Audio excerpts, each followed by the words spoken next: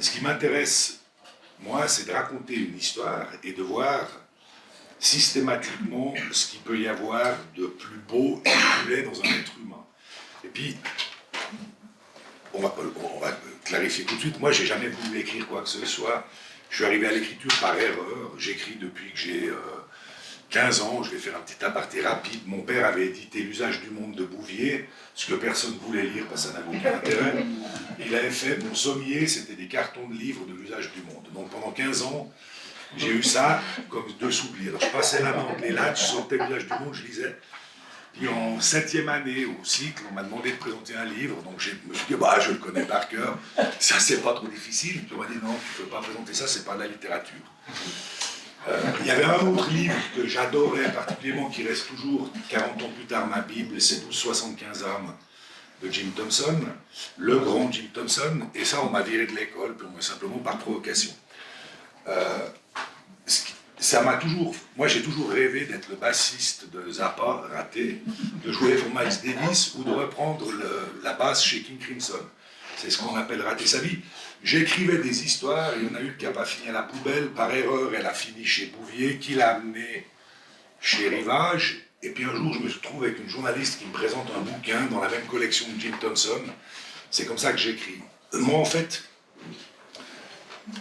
quand j'écris une histoire, moi j'essaie de faire ce que font des musiciens. C'est-à-dire, vous prenez, il y a une vingtaine, pour ceux qui rêvent d'écrire, il y a 20 histoires, 24 histoires. Tout le monde brode autour de la même histoire. Quand vous avez pris Jésus, Homère, Don Quichotte, c'est à peu près tout la même chose. Vous pouvez juste mixer. Les instruments de musique, c'est la même chose. Vous prenez un batteur, on va vous en faire écouter après, qui parle nettement mieux que moi. Toute la question, c'est comment vous allez mettre des instruments ensemble et que ça va donner un morceau ou ça va rien donner du tout. La magie du son, c'est ce qui m'intéresse particulièrement, c'est que vous prenez les meilleurs musiciens du monde, vous les mettez ensemble, votre disque il est raté. La musique ou la littérature, ça ressemble au monde que j'aimerais avoir. Si vous n'avez pas dans un groupe un mauvais, un son pas bon, et ça, le reste ne tient pas. Donc en littérature, moi j'essaie de faire la même chose, c'est de raconter des histoires qui soient le plus près possible de mes obsessions, j'ai tout le temps les mêmes, et d'arriver à faire en sorte que chaque personnage est un instrument. Moi, j'ai pas sérieusement d'avis s'ils sont gentils ou mauvais ou bons, pas bons, ils existent. Ils nous entourent tous les jours.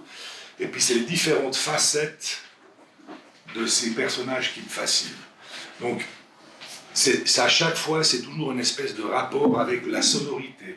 Je sais que quand j'écris, il faut que je fasse attention, j'ai des phrases qui ne veulent rien dire du tout.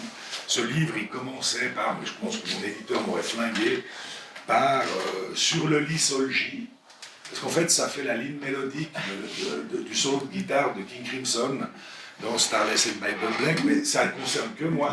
Mais je trouve ça joli. Alors, je passe ma vie entre raconter une histoire et éviter que ça devienne quelque chose que je sois le seul à comprendre. Après, c'est pas sûr que ça soit réussi.